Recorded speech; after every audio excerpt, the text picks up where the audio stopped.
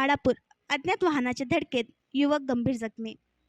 मंगळवार दिनांक 16 जुलै रोजी रात्री 8 वाजता अज्ञात वाहनाने दुचाकी चालकाला धडक दिल्याने एक तरुण गंभीर जखमी झाल्याची घटना बाळापूरकडून जाणाऱ्या जुन्या शेगाव मार्गाजवळ घडली असल्याची माहिती प्राप्त झाली आहे।